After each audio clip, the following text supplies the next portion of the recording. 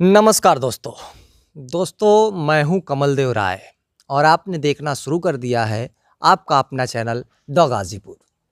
दोस्तों, आप सभी के स्नेह प्रेम और सहयोग से आज हमारा चैनल 11 देशों में देखा जा रहा है, जिसके लिए मैं आप सभी का हृदय से आभारी हूं। दोस्तों, आज मैं गाजीपुर जनपद के मोहम्मदाबाद तहसील अंतर्गत आने वाली ग्राम पंचायत अबादान उर्फ बैरान में मौजूद हूं और मेरे साथ हैं इस समय अबादान उर्फ बैरान के ग्राम प्रधान श्री ओम प्रकाश सिंह जी।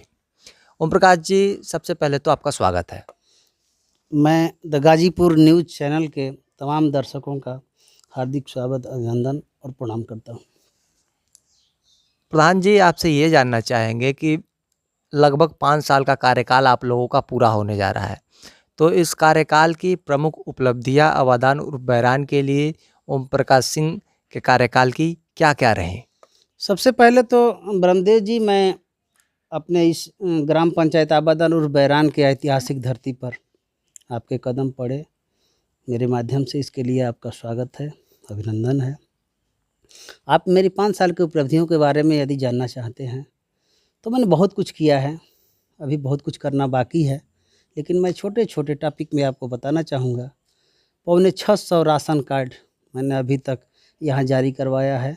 इसमें मान लीजिए हमारी सरकार का भी सहयोग है, मोदी जी का सहयोग है, माननीय योगी जी का भी सहयोग है। यहाँ 2011 में जो आवास की सूची बनी, उसमें मुझे सूची मात्र 16 लोगों की मिली। मैं सारे 16 लोगों का आवास उपलब्ध करा दिया, बनवा भी दिया हूँ और करीब करीब 32 छोटे बड़े खड़ंजा मैंने किए हैं, यानी 3200 मीटर करीब मैंने अभी तक खड़ंजा बनवाया है। तमाम दिक्कतें थीं। यहाँ ऐतिहासिक कुएं हैं, जो कुएं जीर्ण शीर्ण अवस्था में थे। जिन्होंने उस कुएं को बनवाया होगा, उनकी आत्मा को भी ग्लानि होती होगी। मैंने उन कुओं का बढ़िया से जीर्णोशीर्ण करा करके, मैंने जीर्ण शीर्ण हालत में जो थे उनको बढ़िया से जीर्णोद्धार करा करके आज पुनः स्थापित करने का काम किया है। दूसरी बात, पूरे पूर्वांचल में ब्रह्मदेव जी, मैं आपसे एक बात करना चाहूँगा कि एक ही झील है आबादान बैरान में, 52 बीघे की झील पूरे पूर्वांचल में, और मेरे गांव में मौजूद है, जिसका मैं सिर्फ संरक्षक हूं। उस पर तमाम गांव के दबंगों का कब्जा था।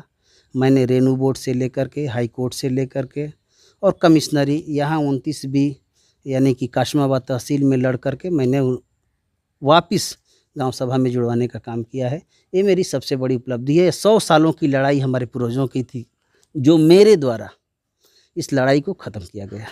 अच्छा, तो ये जो और योजनाएं हैं सरकारी, जैसे शौचालय की योजना है या कोई और अन्य योजना सरकार लागू करती है, इन योजनाओं के विषय में ओम प्रकाश जी के द्वारा जानकारी कैसे उपलब्ध कराई जाती है अपने ग्रामीणों को? मैं तमाम लोगों को व्हाट्सएप के माध्यम से जोड़ा हूँ। मेरे साथ काम करने वाले लगभग हर क्षेत्र, हर दूसरे घर में लोग मौजूद हैं। मैं उन्हें टेलीफोन से सूचित करता हूँ या बताता हूँ। लोग लगभग रोज़ 15-20 ठो हमारे यहाँ आते हैं, उनके माध्यम से मैं सूचित करता हूँ और जो भी समस्याएं रहती है मैं कोशिश करता हूँ कि सभी को लेकर के उन समस्याओं का निराकरण कर सकें। अच्छा, आगामी चुनाव भी अब बिल्कुल सर पर है। 25 दिसंबर को कार्यकाल समाप्त हो रहा है। अंदेशा लगा रहे हैं लोग कि फरवरी में, मार्च में चुनाव हो जाना चाहिए। दिसंबर तक अधिसूचना, दिसंबर आखिर तक हो सके तो सरकार जारी कर देगी। तो आगामी सोच क्या है ओम प्रकाश जी की? अगर चुनाव मैदान में जा रहे हैं आप, तो जनता से किन मुद्दों पर आप वोट की मांग करेंगे? देखिए ब्रह्मदेव जी, आपने बहुत अच्छा प्रश्न पूछा है, मुझे खुशी है। लेकिन मैं आपको एक बता दूं, प्रधान गांव से है, गांव प्रधान से नहीं है। यदि गांव ने हमें लाइक किया, पसंद किया, लोग कहेंगे कि नहीं आप चुनाव में लड़िए, तो ही लड़ेंगे हम, अन्यथा हम चुनाव नहीं लड़ेंगे। ये आपसे मैं दावे के साथ कह रहा हूँ।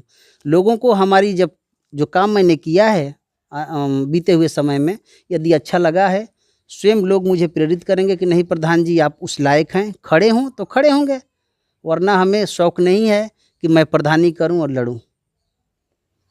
अच्छा, अगर एक तमन्ना कही जाए, एक चाहत होती है हर ग्राम प्रधान की कि मैं अपने ग्राम सभा में, अपनी ग्राम पंचायत में ये काम करूं, जो मेरे ग्राम पंचायत के लिए काफ़ी एक मील का पत्थर साबित हो, तो वो तमन्ना, वो ख्वाहिश ओम प्रकाश सिंह जी की क्या रही है? ब्रह्मदेव जी, ख्वाहिशें तो बहुत हैं। मैं चाहता हूँ इस गांव को दिल्ली बना दूं, लेकिन संभव नहीं है। जहाँ तक कोशिश करता हूँ वहाँ तक पहुँच भी जाऊँ तो काफ़ी है। मैंने अपने जीवन काल में या 5 साल के जो जीवन में एक भी, समझ लीजिए सिर्फ एक मैंने इंटरलॉकिंग का काम करवाया है और बाकी सब खड़ंजा किया है। मैं सोच रहा हूँ कि अब कोई भी प्रधान आएगा या मैं स्वयं भी आऊँ तो अब खड़ंजा करने के लायक कहीं मिट्टी की ज़मीन नहीं बची है हमारे यहाँ। वो सिर्फ इंटरलॉकिंग करवाएगा उसे, या अगर वो चाहें तो सीसी करवाए। और मेरी भी तमन्ना है कि भगवान ने चाहा, हमारे गांव वालों ने अगर चाहा तो मैं आऊँगा तो पूरे गांव को सीसी करूँगा, इंटरलॉकिंग करूँगा, नाली की व्यवस्था करूँगा, जो मैं नहीं कर पाया। और सही बात है, 5 साल में एक प्रधान कुछ नहीं कर पाएगा। एक और समय चाहिए हर प्रधानों के लिए। अगर 10 वर्ष रहने के बाद अगर कोई प्रधान कहता है कि मैंने ये नहीं किया, वो नहीं किया, तो गलत बात है। लेकिन एक बार मैं ब्रह्मदेव जी आपसे कहना चाहूँगा कि कोई कुछ नहीं कर पाएगा, बहुत मुश्किल है। लेकिन फिर भी मैंने बहुत कुछ किया है। गांव के तमाम लोग हैं जो बताएंगे। अब मैं सबसे कहता भी हूँ कि आप लोग बताएं, सबको बताएं कि मैंने क्या किया है, कितना किया है। अब मुझे पूरा विश्वास है, मेरा दिल भी कहता है कि मैंने बहुत अच्छा काम किया है। लोग खुश भी हैं मेरे काम से। अच्छा प्रधान जी, एक बात और, बातें ये तो राजनीति की रही, राजनीति से ही जुड़ी एक बात और आपसे जानने की कोशिश करते हैं कि राजनीति का ककहरा जो ग्राम पंचायत कही जाती है, ये राजनीति की इकाई है, यहाँ से राजनीति शुरू होती है। तो इस क्षेत्र में आने की इच्छा आपकी कब हुई? कब रुझान हुआ कि राजनीति के क्षेत्र में चलते हैं या ग्राम पंचायत का चुनाव लड़ते हैं? ब्रह्मदेव जी, मैं प्रधान 2000 में था। चूँकि बड़ी खुशी की बात है कि मैं यहाँ ससुराल में प्रधान हूँ और ये बड़े गर्व की बात है। मैं इस गांव का एहसान इस जन्म में तो नहीं भर पाऊँगा, मैं दावे के साथ कह रहा हूँ। क्योंकि आदमी कोई कुछ भी बन जाए लेकिन ससुराल में प्रधान नहीं बन सकता। इस गांव ने मुझे सर आँखों पर उठा करके और इस ससुराल में प्रधान बनाया है। मैं इस गांव का बहुत बड़ा एहसानमंद हूँ। शायद इस जन्म में मैं न भर पाऊँ, लेकिन ककहरा सीखने की बात है। मैं अपने गाँव से सीखा हूँ, यानी लोचाइन ग्राम पंचायत है भांवरकुल में। 2000 में ही मैं प्रधान था। उस समय बहुत लड़का था, मैं नया नया था। फिर दोबारा 2005 में मेरी पत्नी वाइफ मेरी लड़ी थी, उसमें 11 वोट से हम लोग हार गए थे। फिर हम यहाँ आए तो हमारे यहाँ के गांव के तमाम बुजुर्ग लोग हैं, हमारे साथ चलने वाले हैं, जो कदम से कदम मिला के उन्होंने मुझे प्रेरित किया कि नहीं प्रधान जी, सीट भी आपकी है और आप योग्य भी हैं। आपकी योग्यता के बल पर चुनाव जीता जाएगा। आप मेहनत करें, हम लोग भी मेहनत करेंगे, गाँव आपको पसंद करेगा।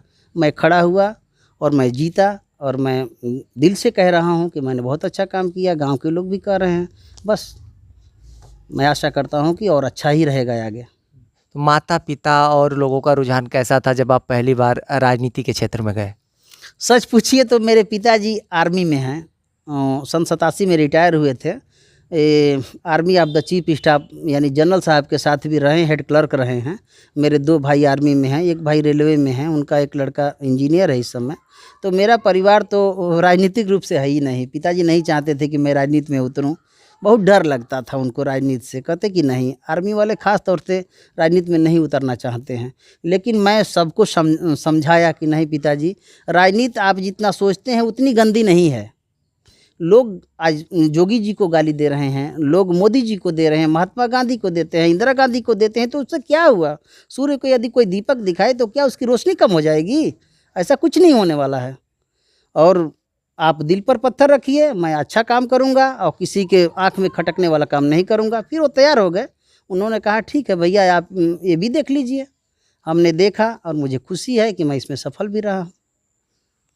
तो दोस्तों, ये थे आबादान उर्फ बैरान के ग्राम प्रधान, और इनसे हमारी ये बातचीत आप लोगों को कैसी लगी, हमें अपनी राय लिखकर अपनी राय से ज़रूर अवगत कराएं। फिर मिलते हैं आगामी अंक में एक नई शख्सियत के साथ। तब तक के लिए धन्यवाद।